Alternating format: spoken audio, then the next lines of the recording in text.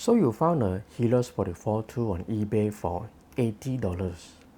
Maybe you are staring at the listing right now, trying to decide if it's worth it. The footage you have seen online looks incredible.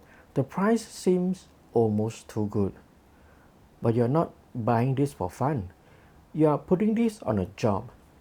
And a $80 gamble that fails on set isn't a $80 problem anymore. That's the right instinct. Now here's where it gets interesting. At the other end of the market, there are fully rehoused cinema versions of this same lens going for $4,500. It uses the same optical formula, but it's a completely different product. So you have got $80 on one end, $4,500 on the other. And most working filmmakers I talk to are stuck somewhere in the middle. They need something professional enough to put on a paid job, but they are not running a lens truck. I've been servicing and cinemodding Helios 44 tools for filmmakers for a while now, and in this video, I'm going to tell you exactly what your money actually buys at each price point, and what I'll genuinely recommend depending on where you are at. Let's get into it. You have already seen what this lens can do. That's probably why you are here. The way the lens flares when you backlight it, the way it renders skin tones, that is so flattering to the subject, that organic look that feels like cinema. You have watched the sample footage and you get it. I don't need to sell you on the look. You are already sold. So let me give you the context that most videos skip. When I first started selling Helios 44 tools, most of my buyers were exactly who you expect. Hobbyists, photographers, weekend shooters experimenting with vintage lens. That's fine, that's a real market. Then one day, a production studio owner bought a set of vintage surveillances from me. A full set, including the Helios 44 tool. I didn't hear from him directly, but his assistant did tell me later. He loved the flash. That was it, one sentence. But it told me everything I needed to know. This wasn't someone shooting for fun. This was a working professional who chose this lens deliberately for a paid job because of a specific optical quality he needed. And it didn't stop there. More filmmakers started finding me. People shooting short films, drama series, commercial work.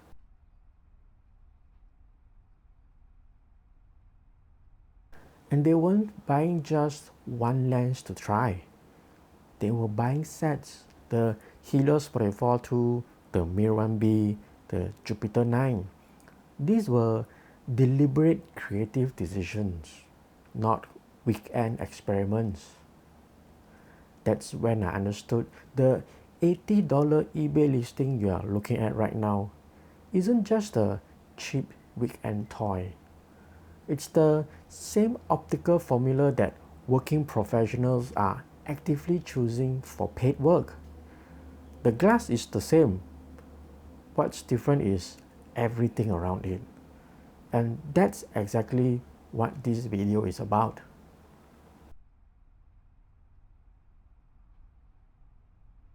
Let's talk about the $80 unit. And I want to be fair here, because some of you genuinely should buy it. If you are experimenting, if you are a photographer who wants to play with the look on weekends, if you just want to see what the fuss is about, then the $80 unit is fine, buy it. But if you are putting this on a paid job, you need to understand what you are actually buying. On eBay, you've got a few options. The cheapest units are around $80. They look fine. You are scrolling through the photos and nothing jumps out as wrong. There are no promises about servicing and no claims about condition beyond it works great. You know what you are getting into. It's a gamble and the listing doesn't pretend otherwise. But then there are units listed as CLA-ed, clean, lubricated, adjusted. These go for $100, sometimes more. The seller is charging a premium because they are implying professional work was done. And that's where it gets interesting. Let me show you what I found when I opened one.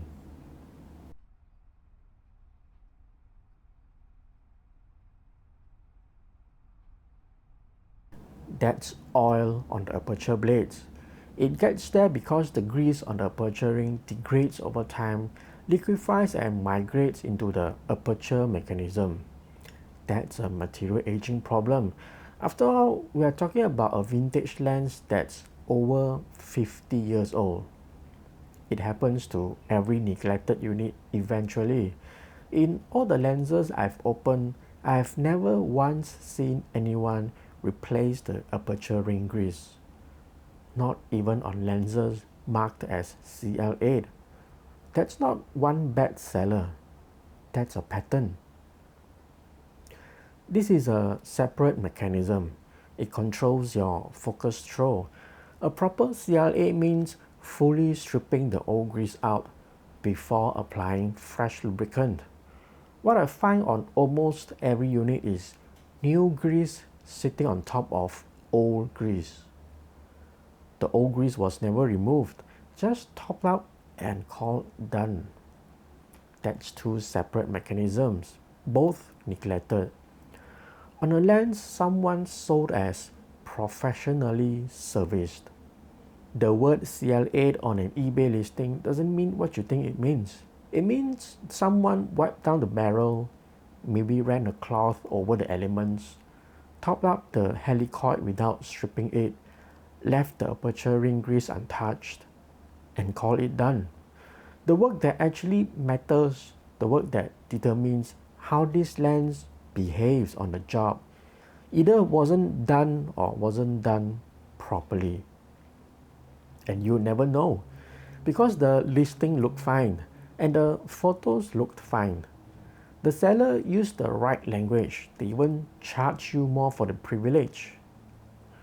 You paid a premium for a label. The label lied. Now, does oily aperture blades or a poorly serviced helicoid make the lens completely unusable? Not always. You might get lucky. The unit that shows up might be functional enough to shoot with. But here's the thing about luck on a paid job. If it runs out, the $80 you saved isn't the number that matters anymore. The reshoot is.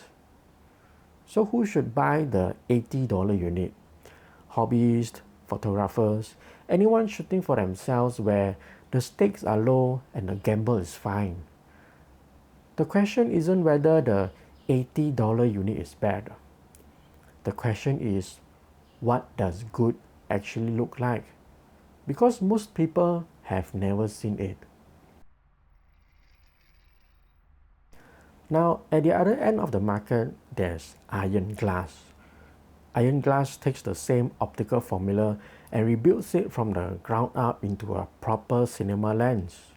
New housing, T-stops, consistent diameter, permanent mount. The kind of lens you hand to a first AC without a second thought. It's a serious product. I have a lot of respect for what they do. This is what a full cinema rehouse looks like, and the price reflects it. You are looking at $4,500. For a lot of working filmmakers watching this, that number alone ends the conversation. And that's fine, it's supposed to. This lens is built for productions with a lens budget, a camera truck, and a dedicated camera department. That's the use case it was designed for. But there's a second problem that even the filmmakers who could stretch to the budget often don't think about. lead time. A full IronGlass rehouse takes 12 months, sometimes longer. You are not ordering this tomorrow because you have a job in 3 weeks. You are planning around it well in advance, if you can plan around it at all. Most of the working filmmakers I deal with don't have that kind of luxury. They have a project coming up, they need a lens that's ready and they need it to work. So $4,500 and a year away. For the right production, that's completely reasonable trade. But for most of the people watching this video, it isn't. Which is exactly the gap I want to talk about next.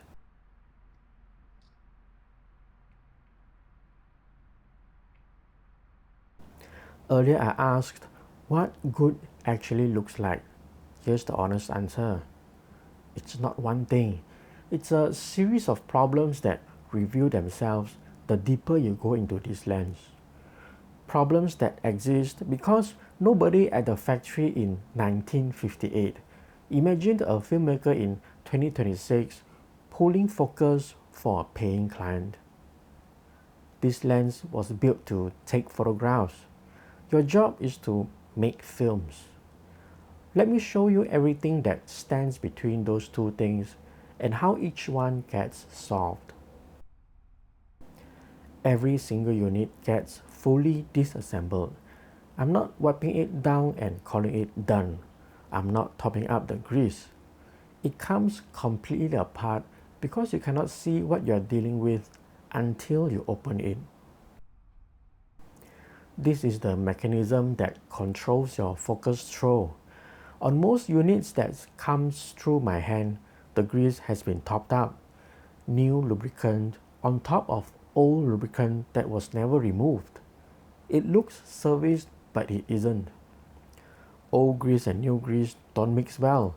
Over time, the combination thickens unevenly, creating stiff spots and inconsistent resistance through the focus range. On a job that's a focus pool you can't trust. The helicoid gets fully stripped before fresh lubricant goes in. My test for the right resistance is simple. Pinky finger only. If my pinky doesn't have enough torque to move the focus ring smoothly through its full range, it's too stiff for professional use. It sounds simple, but it's the most trustworthy resistance test I know. Because on a run and gun job, you don't always get both hands on the lens. There's a second problem with the helicoid that almost nobody talks about. Focused shift. When you pull focus in one direction and then reverse, there's a moment of mechanical play where the image shifts or jitters slightly before the focus catches up. On a photo lens used for stills, it doesn't matter. On a moving image, it's visible. On a paid job, it's unprofessional. Rehoused cinema lenses guarantee no focus shift because they are built from the ground up for film. A stock Helios 44-2 was never tested for it. So as part of the helicoid service, I check and minimize focused shift on every unit because it's the kind of problem that only shows up when you are already rolling. The aperture ring is separate from the helicoid and it's a different problem entirely. The grease here is almost always the original factory lubricant. 50 years old and never replaced.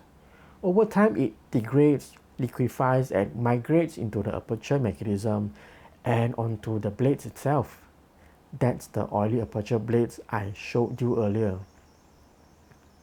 In all the units I've opened, I have never once seen this grease replaced.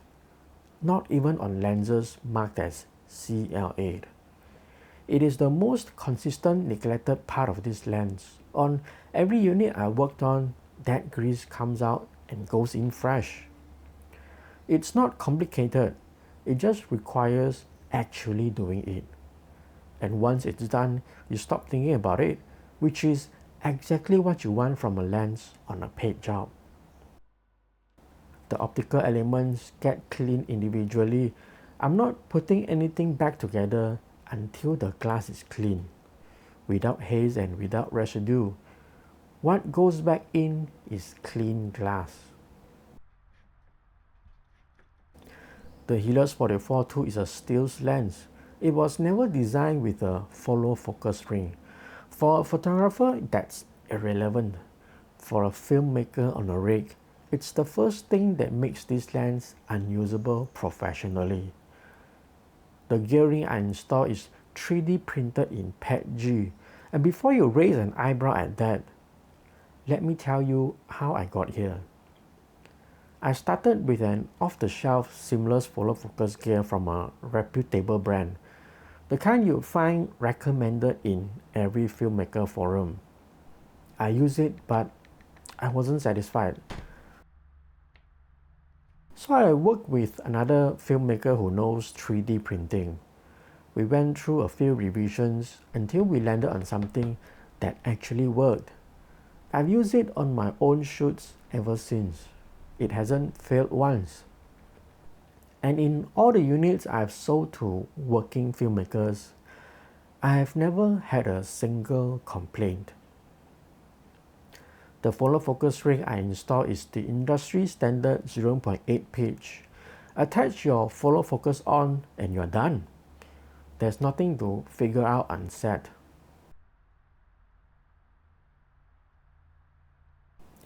This one is different from everything before it. The focusing helicoid, the aperture ring grease, follow focus gear, those are problems that can be fixed with proper servicing. This one is a design problem that has existed in every Helios 44-2 ever made. Most people don't know this, but the Helios 44-2 already has a declicked aperture ring built into the factory design. There are two aperture rings. This clicky ring sets your minimum aperture limit. This clickless ring physically opens and closes the blades during a shot, which sounds perfect until you look at the markings. The clickless ring has no accurate aperture markings. There is minimum and maximum only. Everything in between is unmarked. On a job, that means you are guessing your aperture mid-shot. You can't tell your gaffer exactly what you are at. You can't repeat an exposure from one setup to the next. You are operating a professional tool with no reliable reference. This problem has existed in every Helios 44-2 ever made. In 66 years of production, nobody fixed it. So I did. I engineered my own aperture markings for the clickless ring. You can see exactly where you are in the aperture range during a shot. f2, 2.8, f4 all the way through. It's accurate, repeatable, and specific to this lens. Something the stock lens never had in 66 years of production. It's a small modification, but it's the one that means you actually know what you are doing with this lens on a job rather than guessing it. One more thing, and this one only reveals itself when you're actually on a job with a filter system.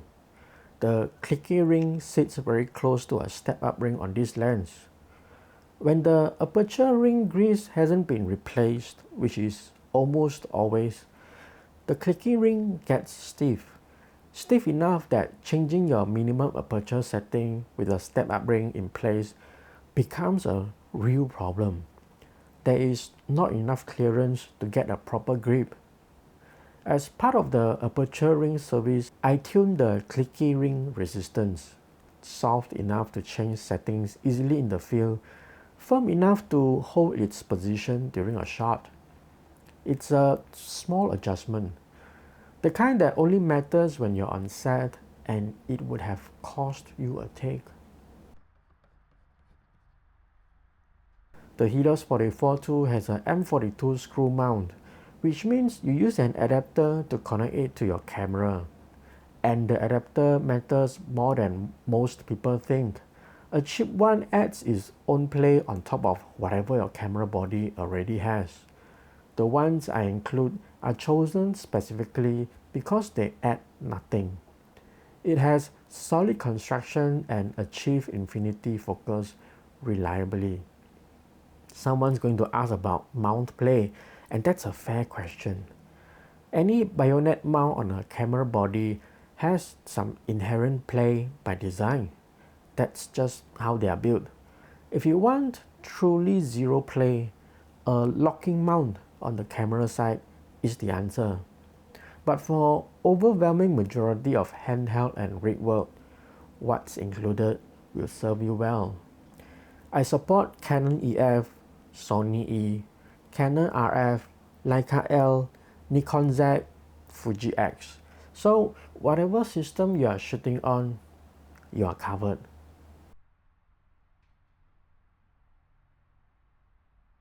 The last thing I do before anything ships is put it on a camera myself. I shoot a test chart to confirm the glass is clean.